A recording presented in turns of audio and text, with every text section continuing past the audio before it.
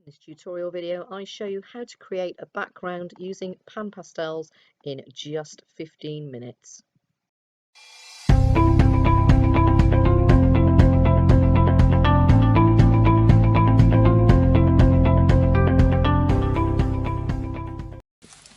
So we've previously popped down and created our stencil, it's our mask for this dog using Frisket. We've got that laid down onto our pastel mat. We've got our line drawing all down underneath.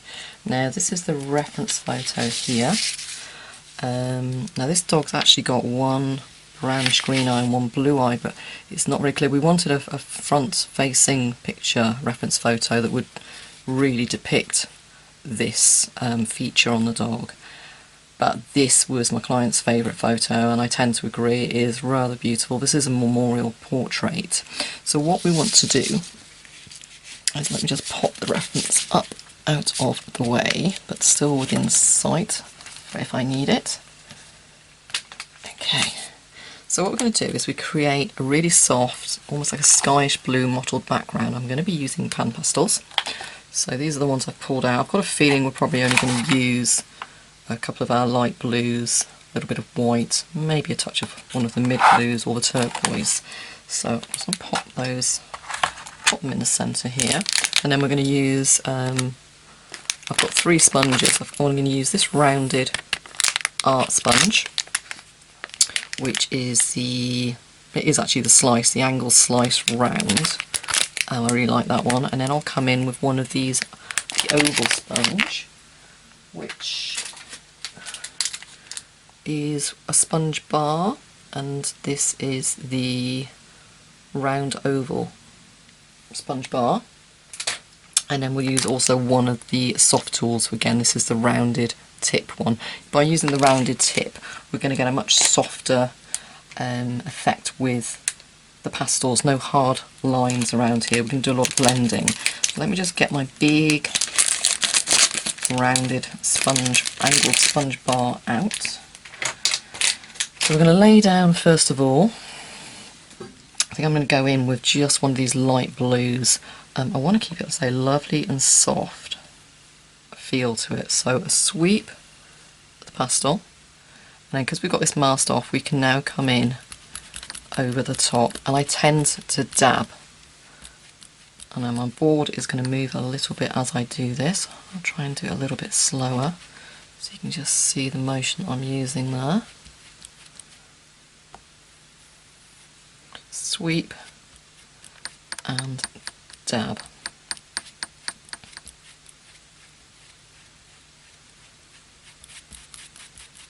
And this way, if you dab, you don't tend to destroy your sponges quite as quickly.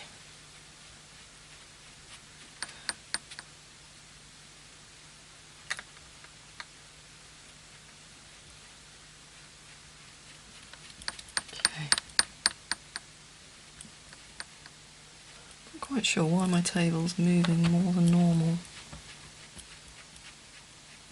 I know why.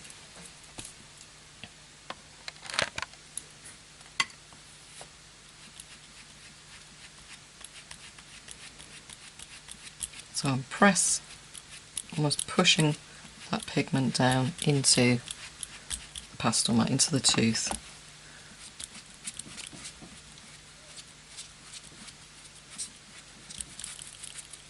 And once you've got a nice coat in there, you can start to slide it a little bit more.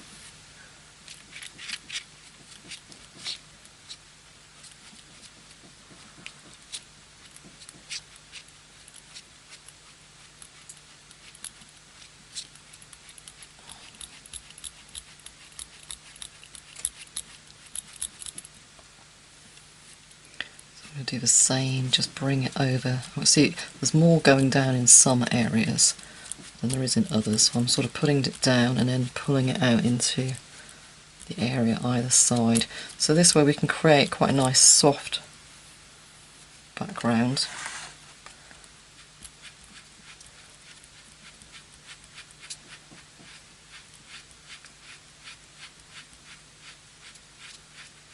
quite nice to get my proper big drawing table into position, because that one is fixed and won't rock quite as much as this one. I've got this one at quite a high angle at the moment, so when I'm pressing, I'm actually pressing quite hard with the sponge. It is making it rock a little bit, so hopefully it's not affecting too much you guys being able to watch.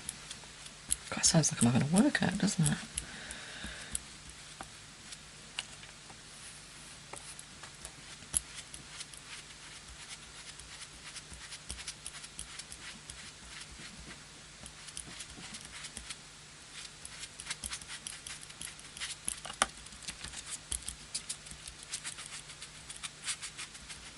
So I'm just going to check which blue that is I was using now. It's a tint. That's a I can never say it, phthalo blue tint, phthalo blue tint.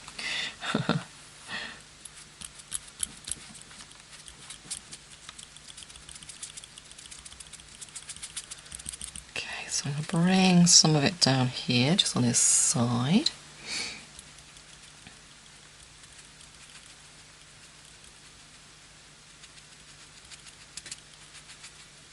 I think I've just gone out of shot with the camera. Literally, I'm just doing exactly the same as I did up here. Just getting a little coverage of it down here over this right hand corner.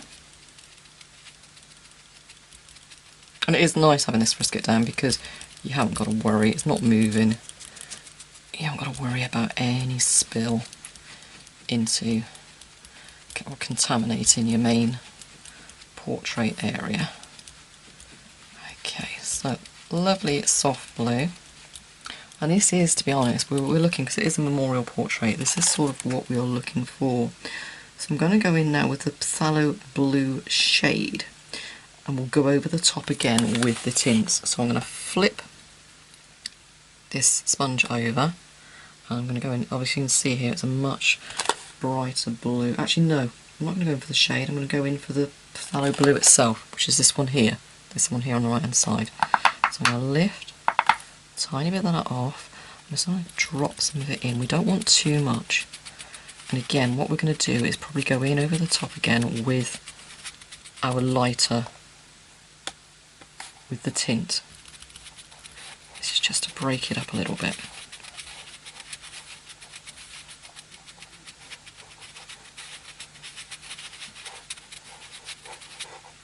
You can see straight away that's too bright, too dark, but when we soften it with the tint again, it'll be perfect. That's the great thing about Pan Pastels. I mean, you can go in and lift this off with an eraser if you wanted to, but you can just keep layering over the top. And it goes down first of all, it's a bit like with your pencils really. We say we have the ugly stage.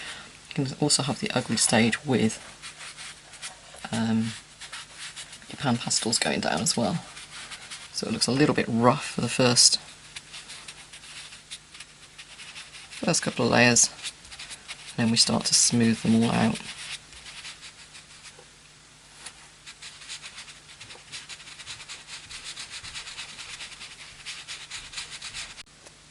Okay, so I think we're pretty much there now with our phthalo. I need to look up how to pronounce that. I'm sure I've looked it up once before and I've forgotten. Phthalo blue over the top of the phthalo blue tint. Now there is another colour here that I really love the look of. Let's see what it is. It's actually pure turquoise. Now I'd love to inject a tiny bit of that in, only because I know the blue in the eye. Got blue and greeny eyes, so I'm just going to lift a tiny bit of that and pop it on and see what effect it gives us. I think what I'm going to do is just bring it over to one side.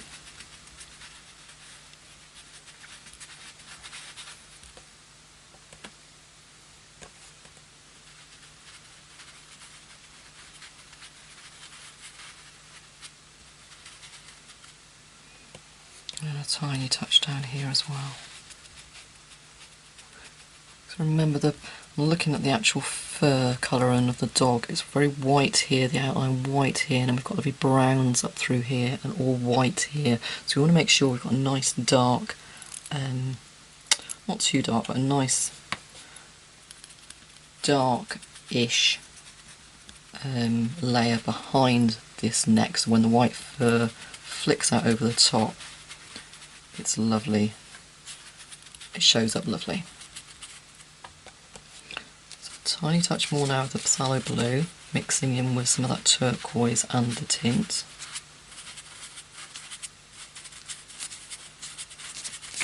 And then we're going to come back in with the tint again and possibly some white or some grey just to soften it. You can see now here, these layers now are going in there lovely and smooth because we've already got a couple of layers down on there.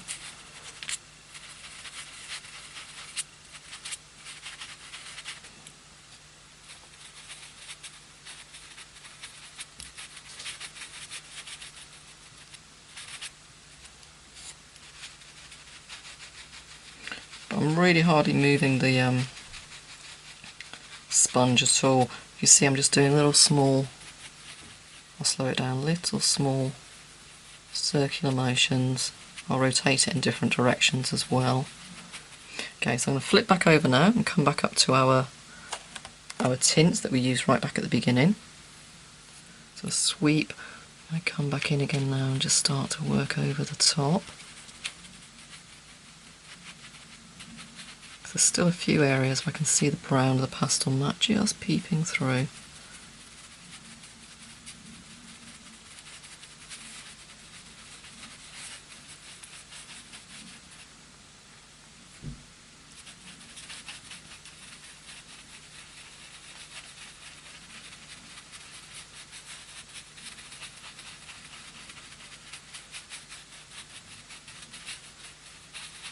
That's starting to blend out lovely there now, really nice and soft. So I wanted some shades of that phthalo blue, the actual blue coming through, but not too harsh. So by going back in now with the tint over the top, it's really softening it back.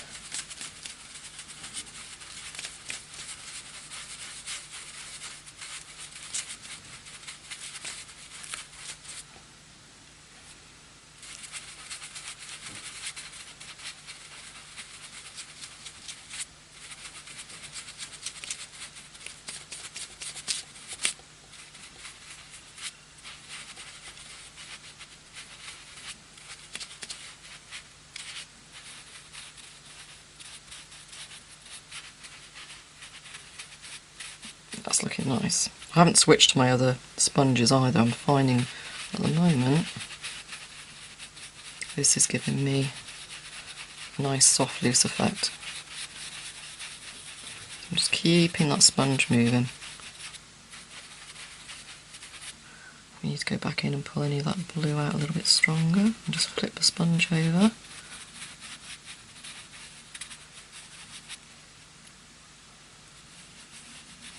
I like the fact that my client has said this is okay to do a soft blue background, because I think with a memorial portrait it just does add that, you know, sort of the dog's looking off into the distance. And this dog is from a line of show dogs as well.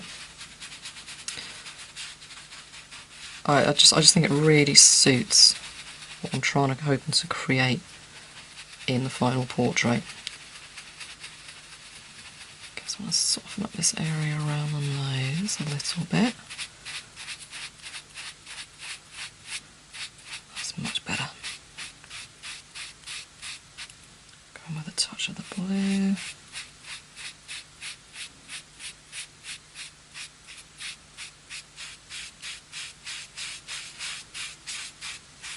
Still see a hint of the turquoise coming through. Not too much, just a tiny bit there. I really like that.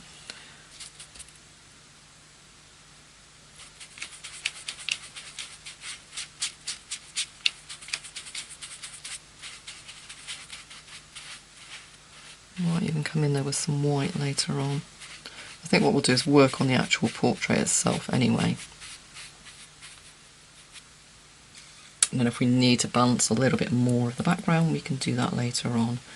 Okay, so coming back in over this side now. Soften up some of this. I do want it actually a little bit darker on this side though. Just add a little bit of drama. I won't put in quite as much of the tint over on this side.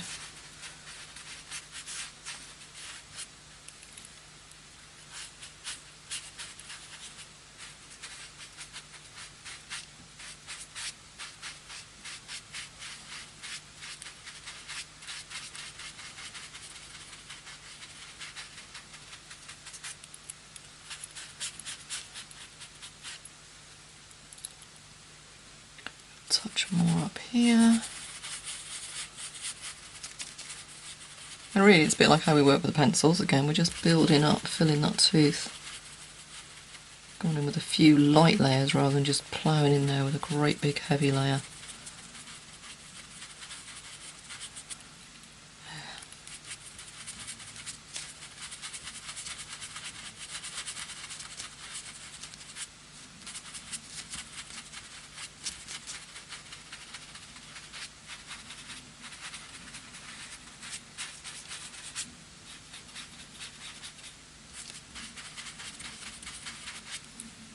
You see I'm just turning the sponge over, dark on one side, light on the other, and just pushing and pulling and softening the two. And a little touch more of that turquoise. Just see little hints of it up through there, it's really nice.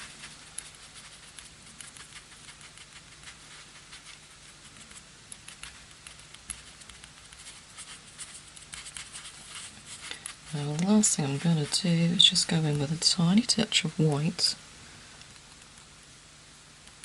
and very little, not a huge amount, I just want to just give it a little bit more of a cloudy feel over on this side.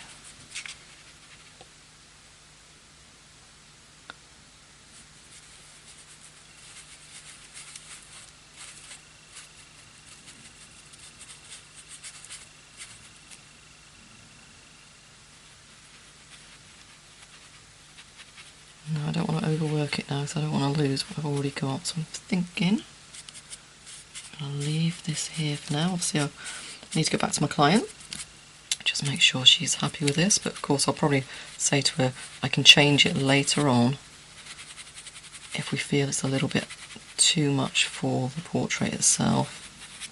But I'm really happy to leave this there for now.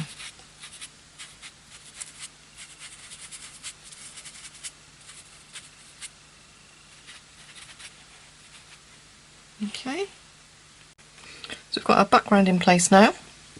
All that is left to do is to remove our frisket film, so then we can start working on the dog itself. And because you'll see it's quite a harsh line around the outside, but because we cut the frisket just inside of that outside edge, it means that we'll be flicking our fur up, over and out into our background. Okay, so I zoom in, you should be able to see the actual lines that I've impressed in, and that's our background finished. Thank you very much for watching, and please don't forget to hit the subscribe button at the bottom there if you're watching this on YouTube. Thank you.